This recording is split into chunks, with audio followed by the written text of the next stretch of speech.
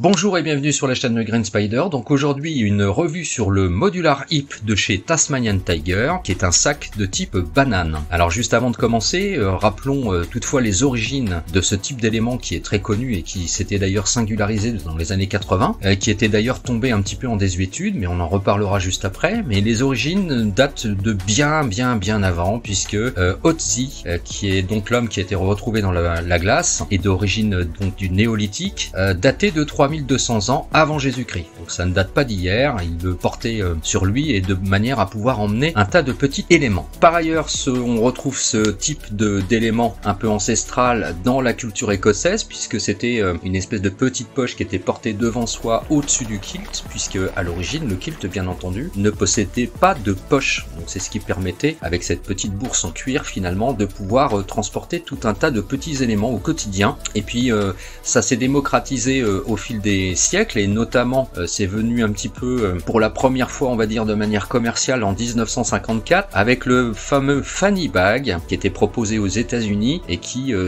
voulait dire littéralement porté sur les fesses, puisqu'à l'origine c'était un élément qui était prévu pour être porté à l'arrière, et ça avait été d'ailleurs démocratisé pour les sportifs et notamment pour les skieurs, qui permettait donc d'emporter notamment les passes directement sur soi sans être encombré. Et puis par la suite ça s'est bien sûr démocratisé dans les années 80, c'est un article qu'on a retrouvé notamment dans la culture des années 80, qui est très connu et qui se portait de manière plus traditionnelle sur le devant. Produit s'il en est qui est tombé en désuétude et de manière assez ringarde à la fin des années 90. Ringard, mais ce qui est ringard et fashion aujourd'hui, donc c'est quand même un concept un peu beau, je trouve.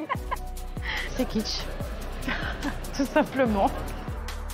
Et c'est pas encore gagné. Quelque chose de complètement ringard de porter ça, même si beaucoup de marques différentes et notamment sportives l'avaient utilisé. C'est donc de tomber un petit peu en désuétude, et puis en 2014 les grands couturiers ont souhaité le remettre au goût du jour et le mettre au retour devant la scène, avec notamment des productions plus ou moins haut de gamme et à l'origine pour les skateurs, de manière à être porté avec le petit matériel nécessaire pour pouvoir réparer éventuellement les skates. Et donc c'était porté non plus devant ni derrière, mais de manière plus traditionnelle, comme on a l'habitude maintenant de les retrouver, en bandoulière. Et puis en cours des années 2000 par la suite, et notamment en 2017, c'est le monde militaire qui a repris ce nouveau système d'emport finalement, qui est revenu un petit peu au goût du jour. La première marque à l'avoir utilisé de cette manière-là et de le mettre donc en avant de manière militaire, c'était la société Maxpedition, que vous connaissez sans doute tous et toutes, avec le premier modèle qui était donc le Proteus, et est venu par la suite l'Octa. Et puis par la suite de grandes marques l'ont repris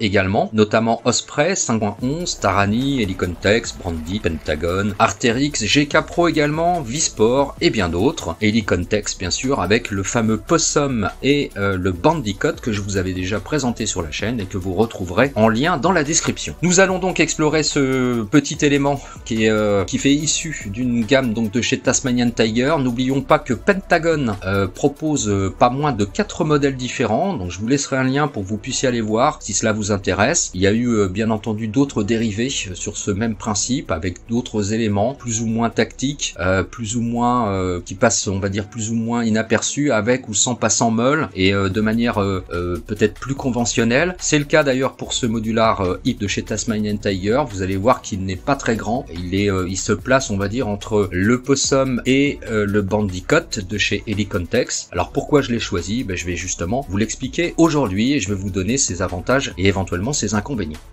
Alors maintenant, présentation déjà dans un premier temps. Donc c'est une pochette qui possède une petite poche sur le devant. Alors c'est pas très grand, on peut y mettre quand même pas mal de choses, mais bon, ça reste une petite poche quand même, hein. Faut pas trop mettre de choses trop importantes. Sur le dessus, on va retrouver des passants de type laser cut, pouvoir pourquoi pas y ajouter quelque chose de supplémentaire. Donc des pull tabs qui sont fort bien faits, avec une glissière qui est bien entendu ambidextre. Sur le fond, à l'intérieur, on va retrouver un autre panneau de type velcro et laser cut pour associer éventuellement des éléments de type un peu hook and loop. Donc les glissières bien sûr sont en YKK. Et puis au verso on va retrouver une autre petite poche beaucoup plus discrète. Et tout ça c'est bien sûr vide, il n'y a pas de passant à l'intérieur, il n'y a pas de système d'élastique, etc. Donc on peut y placer quand même pas mal de choses. Alors la particularité c'est que bon, alors c'est toujours encore du ras, mais cette banane elle possède des attaches qui sont aux deux extrémités, contrairement à certaines qui n'ont qu'une seule boucle pour pouvoir l'accrocher autour de la ceinture, ce qui est également le cas